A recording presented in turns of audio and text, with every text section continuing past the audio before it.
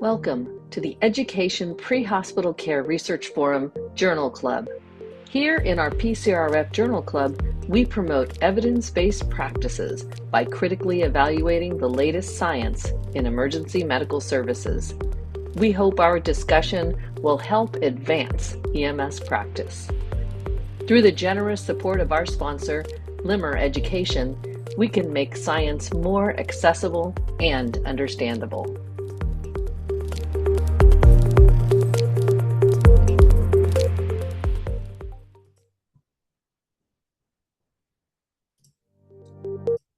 Well, hello everyone, and welcome to the July 2026 Pre-Hospital Care Research Forum, Education Research Journal Club.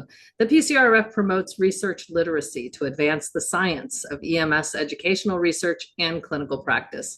So here with the PCRF Journal Club, we take a closer look at some of the latest research happening in medical education. Thank you to Limmer Education for sponsoring these podcasts so we can bring you the best of science in medical education. I'm Megan Corey, and I'm here with Dr. Kim McKenna. Joining us in a bit will be Dr. Bill Toon. And today we're going to be discussing this article that's published in the journal Medical Teacher. It's entitled Bites versus Brains, a comparative study of AI-generated feedback and human tutor feedback in medical education. Now, remember, before we begin, a reminder that you can find all of our past podcasts on YouTube, on our YouTube channel. So look us up at PCRF at UCLA, or just search PCRF Journal Clubs, and you'll find both the clinical and the educational research monthly recordings. So thank you all for joining us today, and we're going to remind you that you can use the chat to bring up some questions or comments, links to articles, whatever you think. This is a great topic today, and we can bring those into the conversation as we go. So we know that this article, by the way, in Medical Teacher, I don't believe it's open access. I was able to access it at some point, so I don't know if it became open access, but a really good article to look at some of the overview on a few things, the overview on providing effective feedback, some feedback models and frameworks to use.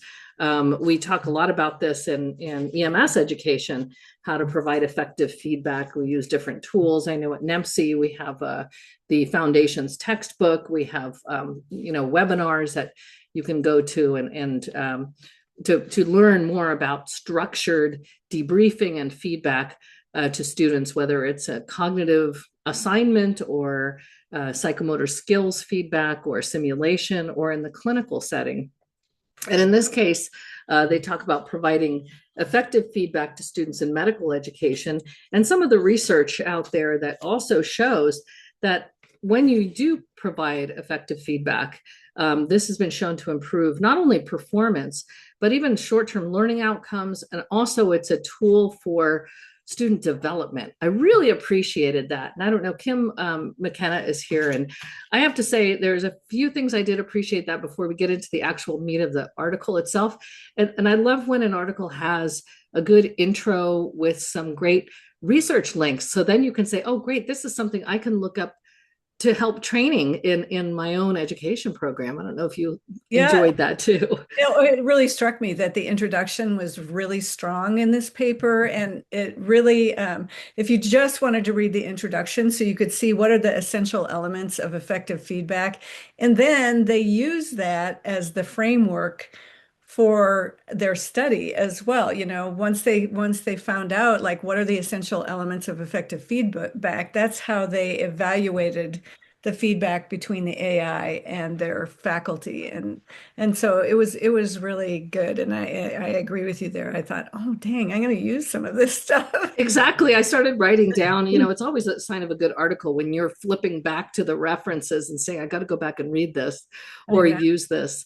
And certainly if anybody's out there doing some research, or they're maybe a degree program or something, if you're going to graduate school, there's some really great little pieces in here on feedback models and the purpose of it. I really liked that they emphasize right at the front that it's not just about evaluating performance too. We all commonly think about feedback in as a method for, well, you're doing a high stakes evaluation, or you're getting checked off on something.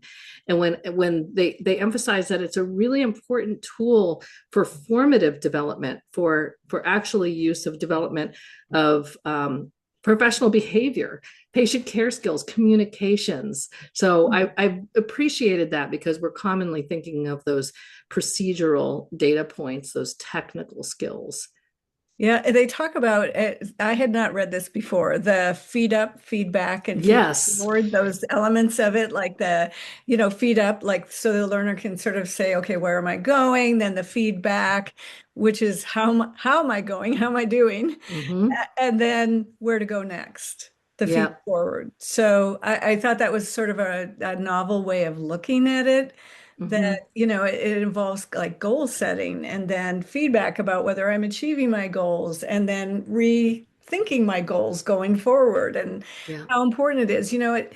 I always feel like one of the weakest links in our whole education pathway are the preceptors, because the variability between them. And if all of the preceptors could just be taught effective feedback mechanisms, it would really do a great service to us, I think who so. are doing especially initial education. But I mean, I think feedback's essential for leaders too. You Yes, it is. know. Yes, it is. There's a page called Alium, I think it's called. It's an education page in emergency medicine, and Mhm. they have a couple of great videos on not just providing effective feedback in the emergency department, but on receiving it. So I Ah, think when you use a model like you just mentioned, that was the Hattie and Temperley model mhm, of feedback, and then they go on to actually add to this and say further research. Romani et al., conducted sort of systematic reviews of feedback and mhm. effective feedback. I think not only are we training educators to be more effective at it, but I think students learn to be more effective self-regulators, because that cycle you just mentioned is the cycle of self-regulated learning. And You're if right. I really feel like if we do that's a study in itself.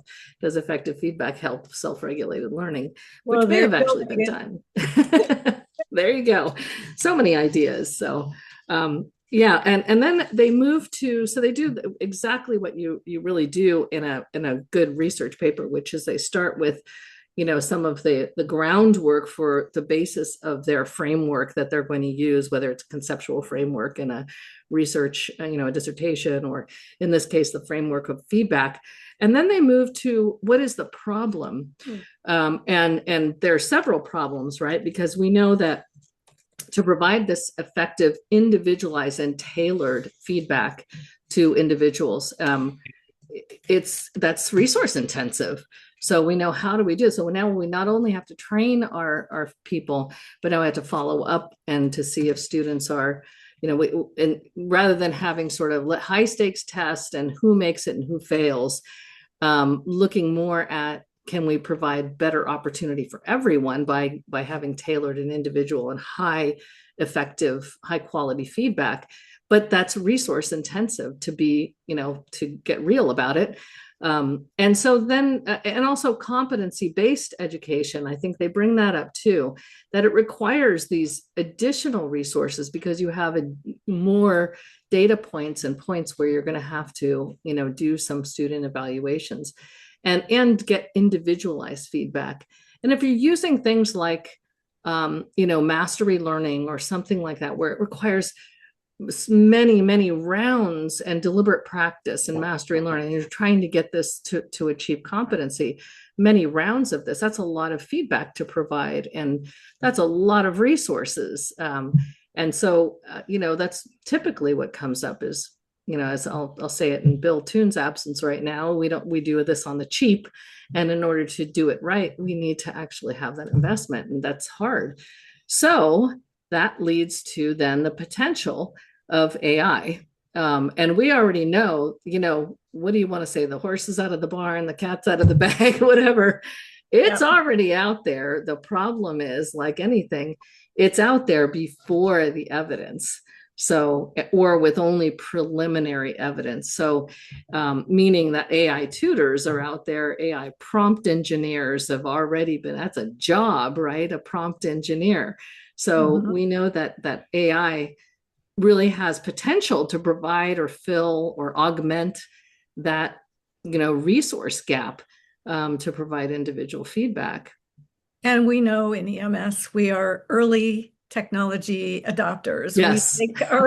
We like our tools and our toys and all that kind of stuff. And so I think that's really important for people to understand, like it can be used for good or for evil, and it can be Hmm. an effective tool or not so effective tool. So I really, really like this article because I think it looked at both sides of the coin. Hmm. And so I And thought, they really highlighted the needs and the gaps and all of the different areas, not just in the intro, but also later in their discussion section. I think another section that has great references to look Mhm. up. So they aimed to compare human tutor feedback with ChatGPT generated feedback on what are you'll see are written case reviews by second year medical students. And their research question then was, how does the AI generated feedback compare to the human tutor feedback in terms of its quality, effectiveness, and perceived value among medical students? So they came up with sort of quality indicators of feedback. And in that, I should say, in that intro section too, we did see a lot of the models, like smart feedback that we use in EMS is Mhm. embedded in the research. So I thought it was great verification that, we are on the right track. So this study was done at the College of Medicine in Saudi Arabia, at which a problem-based learning curriculum, that's their core method of teaching and learning. This was done in 23-24, so that academic year. And these next two slides just show, they have a couple of figures just showing what their entire medical curriculum kind of looks like from a 10,000 foot view. So they have essentially the 5 years and then an internship. It's pretty typical. I mean, you have a lot of the core things, so they tend to be, systems based blocks. But they did also mention that they have interspersed what are called longitudinal activities, things that are based on issues that you can tie through a curriculum, issues like ethics, communications, therapeutic communications, things like that. And in this case, they picked one of them that's called a personal formularium. You might see it, I think it's highlighted in the next one. During the years 1 through 3, they have something called a personal formularium. PF is what it's, the initials are. But that where you see the stars, they have these assignments, and they're not confined to blocks or clusters. They run throughout the year and they tie together concepts from various blocks. So this is an assignment where students are given a patient case. They work in groups over a period of 3 weeks. The first week, they develop their written report and they submit it for initial feedback from a tutor, which is provided within a week. Actually, I think they have 3 weeks and it's provided within a week or something like that. And then they're given this back. They're provided another 2 weeks to adjust the assignment based on feedback. So this is part of their normal curriculum. Another thing I liked about this study, they didn't sterilize it. They didn't create something new. They used something that they normally do in their curriculum. And what they did was they added the AI tutor piece of it. So for this study, the researchers used a case of a patient who required anticoagulant therapy. And the students were instructed to use this model called the World Health Organization model of 6-step model of rational prescribing. It's called safe prescribing of a medication. They had to discuss and select the treatment and create a written assignment.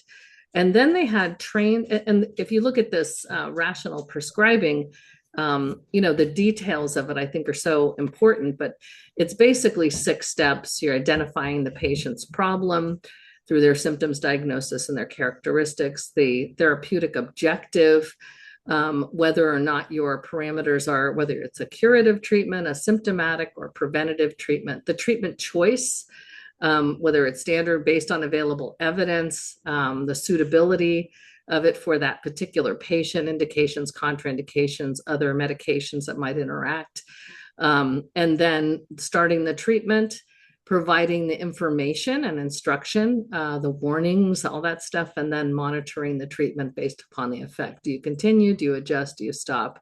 So I just love this. Thought this is a great one-page tool for pharmacology in Yeah, well, general. and I think that was an essential piece of this study, right? Because it was something they embedded in the prompt Yes. so that the AI would have a specific reference source upon which to provide feedback. And I feel like that was probably a strength also of this study.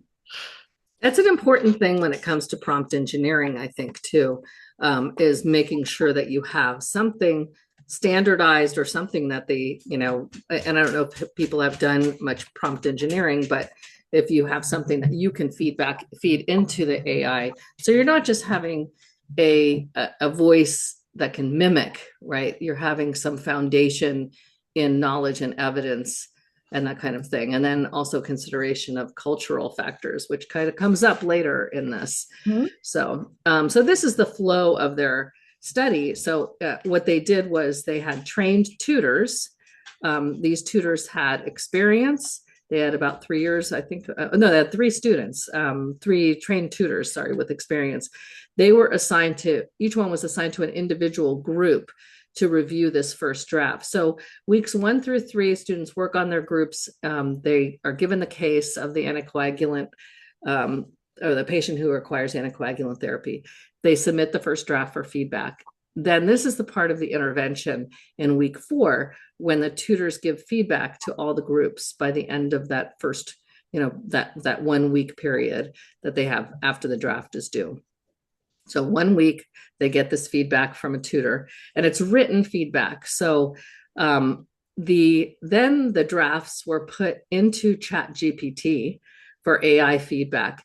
And the other thing I appreciated about this is, like Kim was just saying, the prompt engineering, that they used a framework. They used the TAG framework. They called it the task, action, and goal framework. And I appreciated that because I don't know, I'm not a prompt engineer and I haven't done much prompting, but it is important to have that so that you're trying to compare, apples to apples when you're looking at what the preparation the tutors have had, whether they're AI or human. The task, action, or goal means, like, the task would be, in this case, provide feedback on this clinical assignment. The action would be act as a tutor in the College of Medicine. And the goal is help students improve their final submission. And they put the specific prompt in the paper too. Act as a tutor in a College of Medicine, providing feedback on a clinical assignment for year 2 medical students. And then it goes on to, here's your task, use the WHO guide to the 6-step guide to prescribe good prescribing based on that rubric, and then offer specific and constructive comments to help them improve their final submission. So that was very specific prompt and given, but general enough that they could, the ChatGPT could provide whatever it does. I also don't know which, as far as I know, which version of ChatGPT, because I know there's different versions. There's a free and then there's more enhanced, and I don't know if that makes a difference in the prompt engineering either. They did say it was an advanced GPT-4 Turbo as of November 20th. I don't know what that means, like faster, I suppose, or something. God, Mike could use this in here. He can explain it to us. So yeah, maybe somebody in the chat could explain it. I see Dr. Bill Toon is here. Oh, whoops, I just leaned on the on this.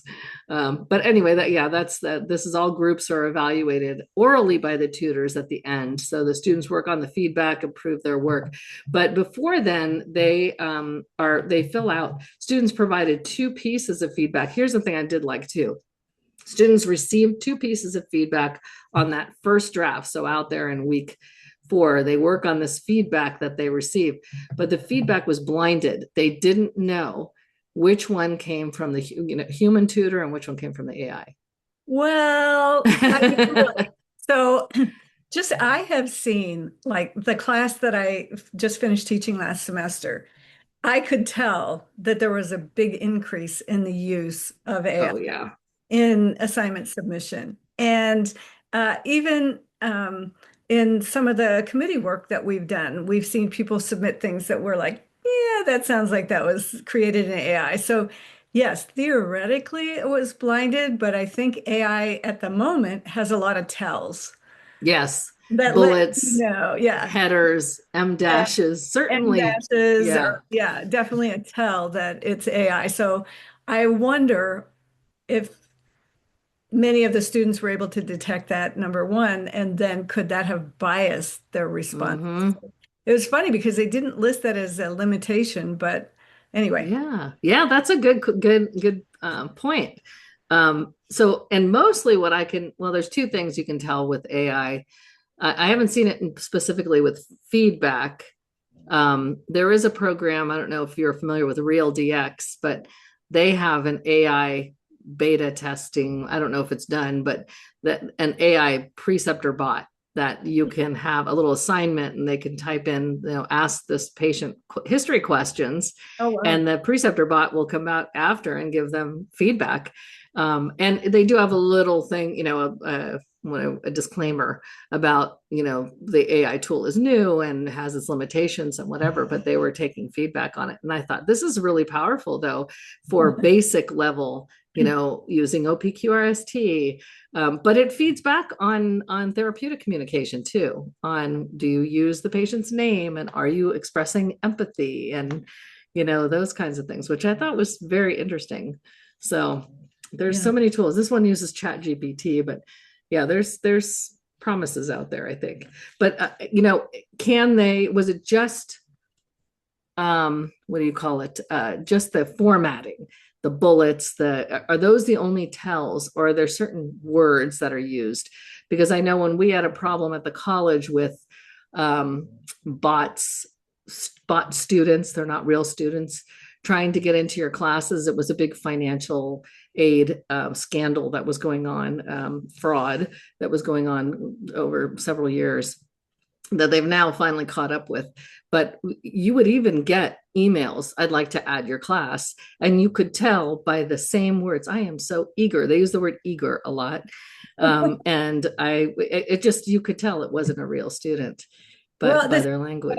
also with the faculty, if these were faculty that they had received feedback from in the past, they might have heard their voice in the feedback also. Yes, So, I mean, that's possible. Yeah. that's true. Well, then the other question is, did any of the faculty use AI? Feed it into ChatGPT and get So, results. Meg, Hi, Bill. so two things. One, if am I mistaken? Was it your birthday recently? Yes, it was. Okay, just to make sure the audience or anyone there knows that it had happened and stuff. And Two but days ago.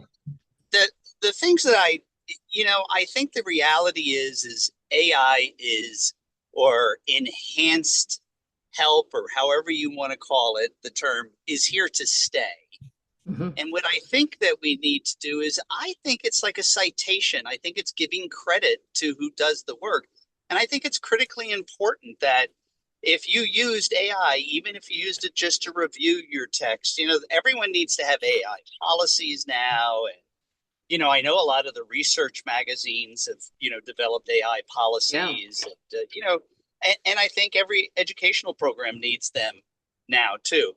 Now, there is a chance that the beauty of this is there a way that when you have large written assignments that it can enhance you to get them done promptly, or at least spot papers that need further attention to detail or something like that. So Hmm. I again, how do we embrace this, knowing all of the potential problems with it, but every year it's going to do nothing, but maybe every 6 months it's going to do nothing but get better and better. So Yeah, it's important that we have ourselves around it. I agree. I also think it's important that we have ourselves around the quality, not just the mimicry, not the just the, oh, it's very human like. um, that can be a double-edged sword. Just because it sounds like a human doesn't mean the quality of the work is good. So that's the whole idea of mimicking communication versus actually providing quality communication is kind of the key here. Great. So yeah, Stephanie, Kim. Mhm. Stephanie Me just put something in the chat just saying that, the other issue that people have to be cautious with is that your AI has to be in a closed system so you don't violate FERPA. And Mm, I think some people, they put test questions in there or yeah. student names or whatever, and they don't realize that if you don't have it in a closed system, it could be accessible to anyone. Yeah, and I don't really know like how to do that. How we've talked about that when we talked about test questions and oh, if you just feed this into AI, you can get whether or not a test question is or item analysis. That's what it was we were talking about recently. Somebody had brought up that they could take their test and put it in for item analysis, and then it was raised that that's not secure, and now all your test questions are out there. But we never followed up with how do you close your system versus, Right. Well, in some of the paid versions, you can select, I don't want any of my information to be shared outside of mhm. the system. Now, I have the cheapest paid version, so I would never trust that with Yeah. or anything. But there are enterprise, yeah. So institutionally, Mhm. Stephanie's sharing um, that institutionally, you can have your own enterprise system that creates like a closed shell, just like you would have for any of your other internal systems that have a high level of security. Yeah, thank you for providing that. I didn't, it dawned on me. We've talked about this, but I never knew how. So check with your institutions or your sponsors, whoever, to see if that exists before you start feeding things into a system that could throw everything out there. So good points. Okay. So now we're looking at their results. So then the students provided essentially a quality, it was a survey. They used a Likert scale. It was 85 out of 108 students completed the survey, which is a 79% response rate, pretty good. There was an equal number of males and females, about 41 to 44 male to female, no difference in reporting results by gender. And then the age of the students was 18 to 22 years old. There was, they didn't really look at, breakdowns of by age or anything like that. That's not a very wide range. I'd say they're all pretty young. So, and what they found overall was significant differences between human versus AI tutor feedback. And then we can take a look at this. So there was, and these are the segments or the statements. The feedback was clear and understandable. And in all of these, if you look at this table, you can look over at the right, they looked at significant differences between AI, the ChatGPT generated feedback versus the human tutor feedback. And, you're still seeing some agreement that ChatGPT provided some clarity and understandability um, with the feedback, but you're seeing more of the strongly disagree, and neutral versus the tutor feedback. Yeah, my thought when I saw like, on the strongly disagree and disagree, those much higher, proportion of those Mm-hmm. on the chat GPT is were those people that maybe recognize that it was AI and are opposed to AI because Yeah. I one of my kids is studying for a high stakes exam and I suggested using AI to do some tutoring. And he said, no, absolutely not. I don't believe in AI. And he goes, Mm-hmm. well, none of my friends do either, and whatever. And I was like, oh gosh, okay. So there is that sort of bias one way or the other that really could Yeah. influence how you read the information, how you rated the information. So Yeah, that's a good point. And then feedback was relevant. These are the couple of things that come up. I think the relevance, actionability was another one that was these next two. So was it relevant? And you're again seeing more of the and like to your point, this may be the same thing, that relevance may be the same kind of, well, this is, they may know it's AI in general.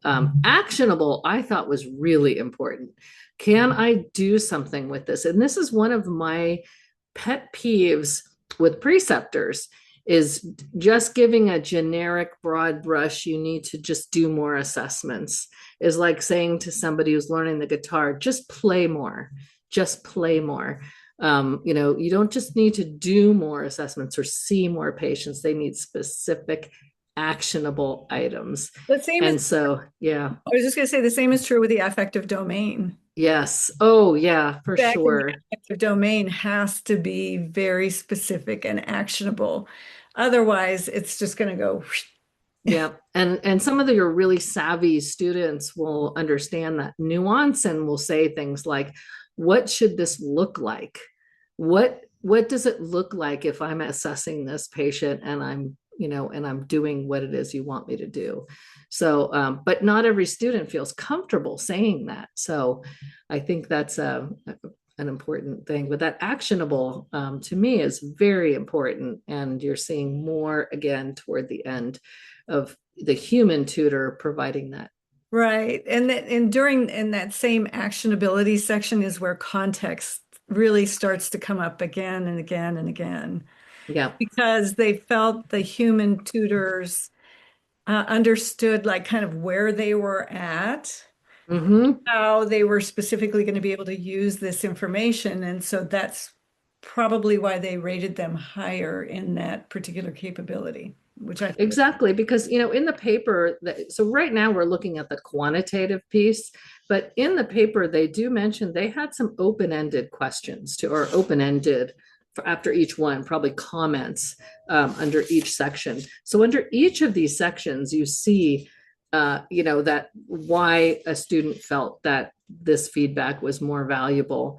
And so you get that the tutor feedback was, more helpful due to its specificity, its direct relevance, the exact areas for improvement, particularly about patient communication, medication information, much more aligned with their curriculum and their course level. So, but then on the other hand, there were those that said ChatGPT was, clarity, ease of understanding. So style and presentation can impact the feeling of effectiveness. A lot of people though felt that when it came to certain specific areas that they were very complementary, that human and AI were complementary. So I thought that I'd love to know what they meant by that, but felt that both of them provided something. Let's see, there was another thing about here, clarity, comprehensive in nature. I thought that was really interesting. Well, I was I'm sorry, go ahead. I was just thinking like complementary could be just the same as if you have two instructors and they're giving back, and one of them is using these words and another one these words. And so all of a sudden when you put them together, it's like, oh yeah, no. And it also makes the information from the first person more trustworthy, I think, too, from more than one. So maybe that was part of it. I think that's a great point, because one of the areas teaching in paramedic school is pharmacology in particular. I think it's interesting they chose pharmacology in this study too. But medical math, you hear a lot of students will look back on their training and say, I learned it this way, and then I learned it this way, and then another instructor explained it this way, and it clicked.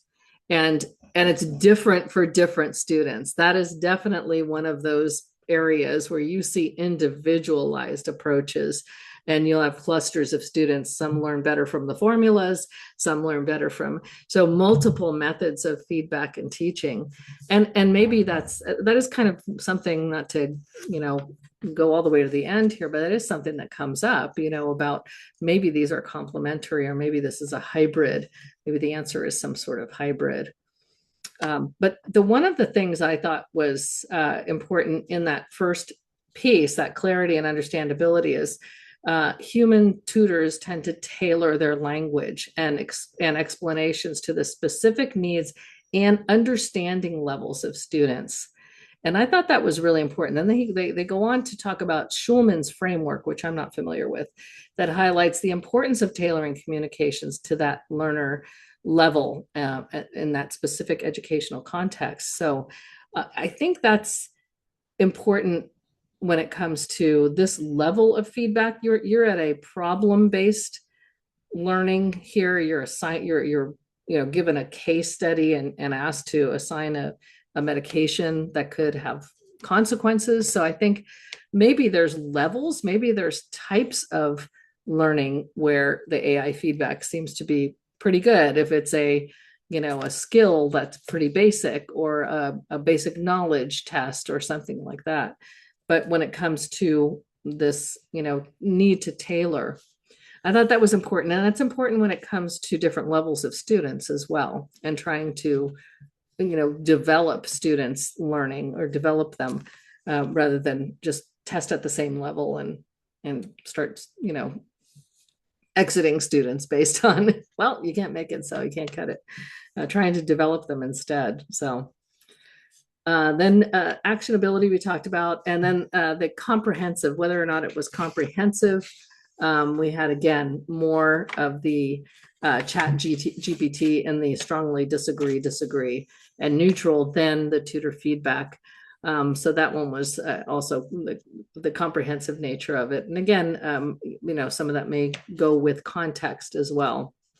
Accurate and reliable. That was one that I would think, accuracy would, and I guess it depends upon how the student would. That one was still significantly different between the human tutor and ChatGPT, but there shouldn't accuracy. I can't imagine there would be, if your prompt engineering is done, that this might be an area where you wouldn't see as much of a difference. But they also said that they thought the humans were more trustworthy. So perhaps Yeah. they just found they were more likely to trust that the human feedback was going to be accurate than the chat. So yeah. They did make a comment about whether it's well designed and properly implemented, whether, in other words, and I think that goes for tutors too, tutor training. If you're designing what is the difference between tutor training and prompt engineering? I don't know, are they sort of similar? Yeah. And then overall, the feedback was useful, and the two pieces of feedback complement. We do see that, people did, we still see some of the movement toward the disagree and for ChatGPT in terms of utility. But again, was this biased by people who knew that this was AI, or who had a sense that it might be AI? We don't know. But that they complemented one another, I thought was an interesting thing. So then they used a basic, data visualization to give us the percentage levels of student agreement to different statements and criteria for feedback. Same statements: clear, understandable, relevant, actionable, comprehensive. There's a point in here, though, that I don't know if you noticed this, Kim, but I looking at this chart, one of the things I noticed is the dark blue bar here is ChatGPT generated feedback. And for the most part, in each of these areas, you're seeing that, upwards of high 60%, 70%. But notice the difference, the variability in the human. I thought that was interesting. The tutor feedback, you're seeing the percentages in terms of if it's comprehensive or actionable. When you compare the two, there's a difference. But when you look at overall, actionable and comprehensive were lower than the other areas. Clear and understandable, where over 90% of the students felt that human tutor feedback was clear and understandable, felt that it was relevant, that it was accurate and reliable, and overall useful. But then you see the drop in actionable to 80%, and comprehensive, maybe about 85%. And I thought that was interesting. There was variability in the human tutor feedback, but you're kind of right down the line with the ChatGPT feedback. I think that's why data visualization using a chart or something really helps you point out those things, right? Yes. because you might not see it if you were just looking at the numbers, but when you see it on the chart, yeah, I don't, yeah, who knows why? Yeah, yeah. So I think in the end, yeah, and I do like I like that for this reason. I think it says, even though it looks like it's saying the same thing, it's actually saying something very different. You're looking at the overall percentages, and then you can compare within each with through a simple visualization. So what they concluded was that, human tutor feedback was favored over AI feedback for the specificity, detail, direct relevance, actionable suggestions, tailored communication, and most felt that human and AI complemented one another. What I really appreciated in the end here was this implications area. They listed what are the implications of this. They talked about this complementary nature, and they again go through and there's a lot of great references here to other research on the beginnings of these AI feedback models, emphasizing that synergistic relationship between humans and artificial intelligence. But then they highlight this area. They outline 5 implications basically for the findings of the study.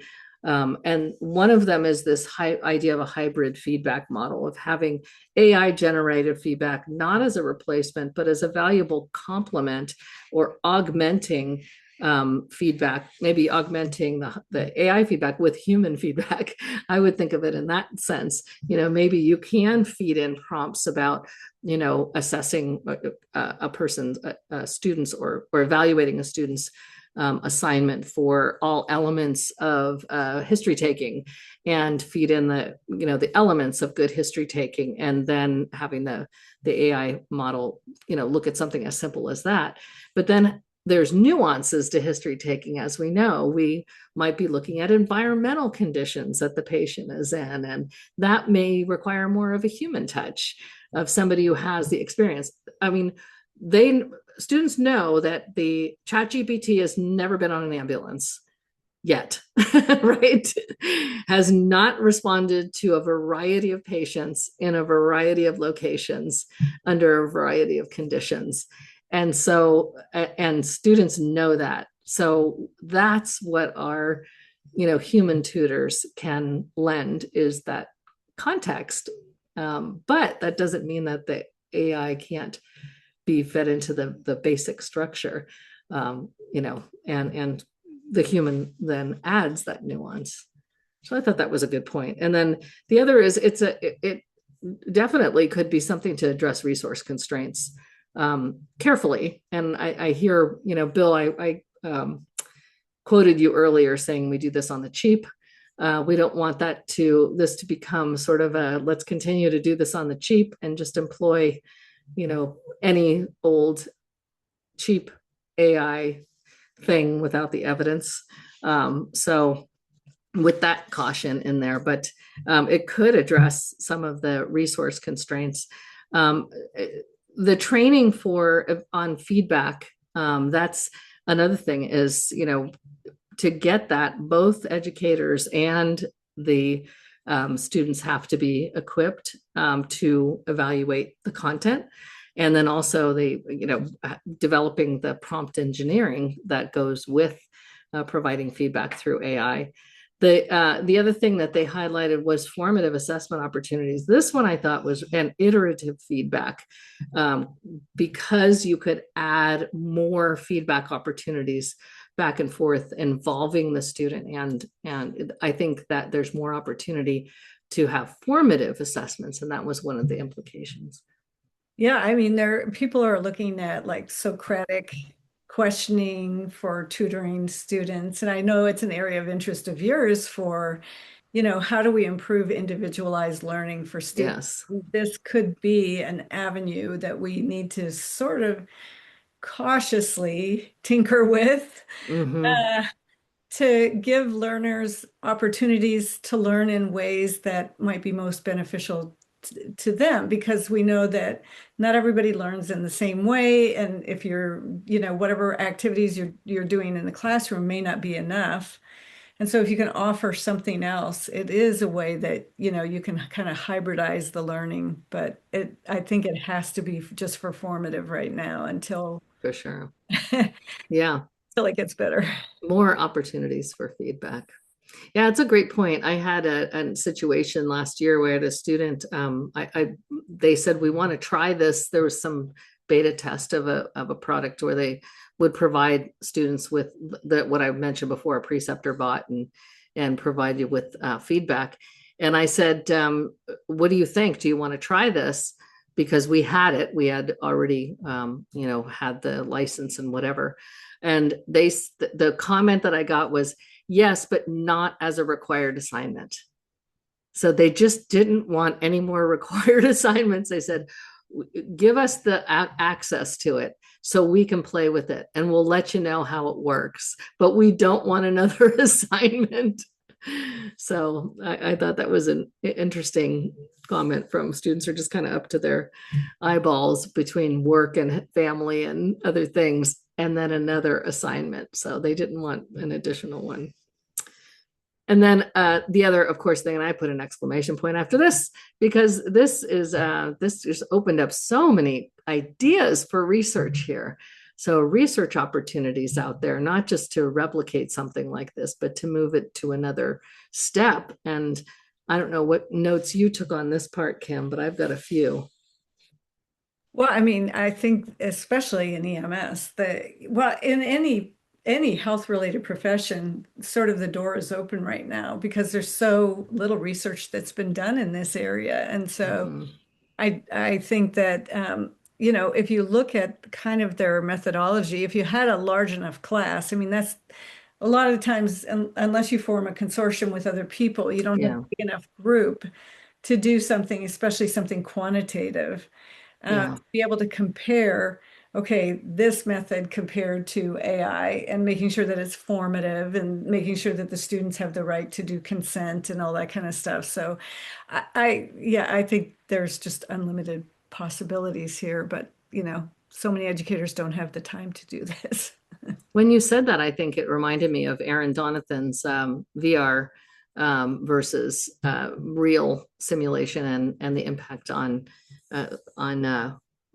critical thinking as measured by that exam, that study that we actually looked at on this show. So and that's sort of a similar thing. You could do something similar where you're comparing, but also opportunities for building on what they're saying in this model. One is, how can we provide training, faculty training versus AI prompt engineering, those two things, a comparison of the two things, or just opportunities there. What kind of prompt engineering results in better feedback, and what kind of faculty training, how can that happen that results in better feedback? So yeah.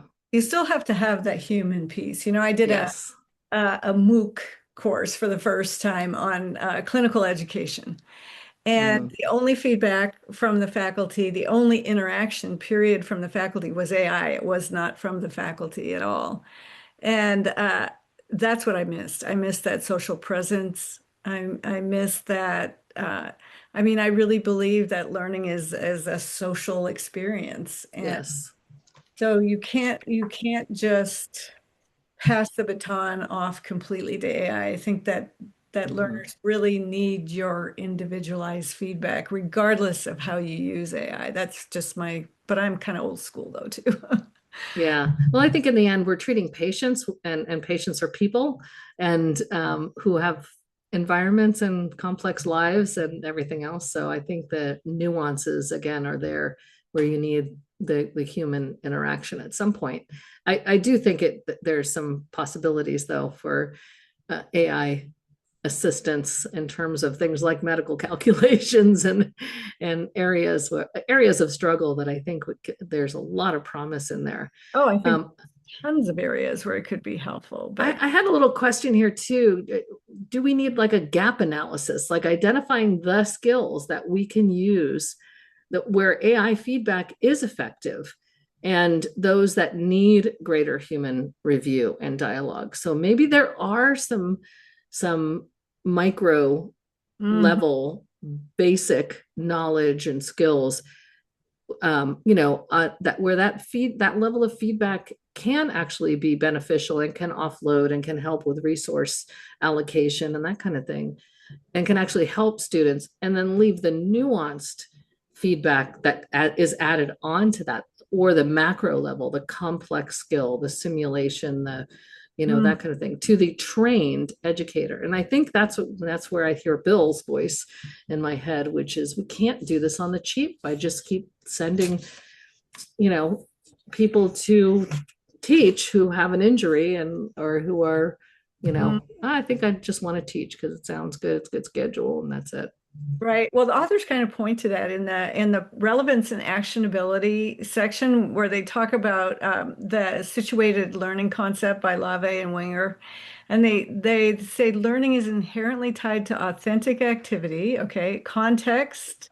So that's where AI kind of doesn't always have context, and culture, elements that human tutors are currently better equipped to navigate. So that kind of goes back to your gap analysis. So what are those things? So I can see like anatomy, physiology, some of those things, those Yes. more concrete things where it could be really helpful. But I don't know that anybody's done what you said, that gap analysis, which I think is kind of a really interesting thing to think about. Yeah, another opportunity for research. So any final thoughts on this? We'll give some people back a few minutes of their time. Thanks for joining. Go ahead, Kim. No, I just think I really enjoyed this article, and I think it really kind of points to some of the opportunities, but some of the limitations. Yes. And I like their action points at the end that you pointed out so well. I think that those sort of give us sort of marching areas to go forward with. Yeah, anybody who's thinking of doing a graduate school or doing a thesis or just dipping your toes into research, this is a good one that has a lot of good references too. Good foundation in terms of feedback, in terms of the basic research that's been done already on AI tutors, a little bit of direction there so you don't have to go out and do an entire literature search on your own. You've got some great references here. Dr. Bill Toon, any final words? No, I just think again, this is another thing we're going to need to learn more about. It's the bottom line, and how to enhance it and utilize it and pay attention to it, because at some point, it's probably going to get to the degree that we're not going to be tell who's the real person and who's not. Yeah. And at some point, we have to let the audience know that we've been bots for the last, 5 or 6 years. Yeah. That's a good one. And I love let's put the disclaimer in. Did we use AI, to generate to generate some of the little blurbs for the advertisement. It takes me like an hour and a half to do something like that. It takes ChatGPT about 15 seconds. So yeah. And I've gotten into doing, but I have no problem on putting at the bottom of the thing. I says, this was AI enhanced and stuff, Yeah. you got to give credit where it's due, but you have to review AI in detail. It just can't be do and forget. So, but the future, we're going to have to stay on top of it for sure. So, yeah. Thank you for those who are participating in the chat too. I really appreciate it. And I'm so glad we could bring this great conversation. And thanks to Kim and Bill for joining us today. Remember, next month we'll be back on August 28th, 10 a.m. Pacific, noon Central. And guess what? We have some familiar people that we're going to try and drag into our conversation, who are authors, including Dr. Kim McKenna, who's on this paper. This is a preparedness of emergency medical services educational system, pandemic barriers and adaptations. And I know we've heard a lot about the pandemic. We've looked at research on the pandemic. This one is specific to EMS.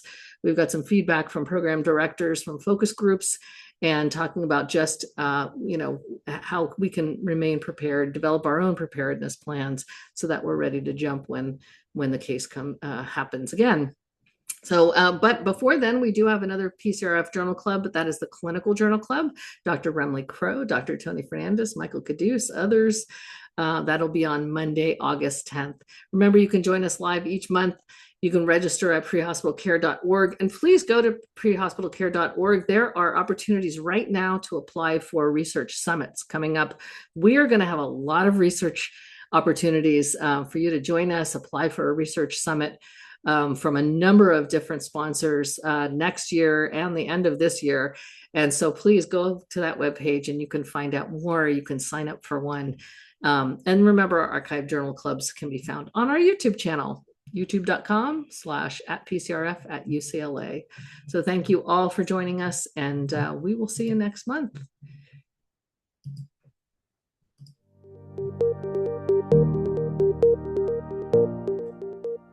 We hope you have enjoyed and learned from this PCRF Journal Club. Please share it with other interested EMS professionals. An archive of past journal clubs can be found at www.pcrfpodcasts.org. You can also find us on Facebook at PCRF at UCLA and on our website at www.prehospitalcare.org. A special thank you to our sponsor, Limmer Education, providing education tools for success at every stage of your EMS journey.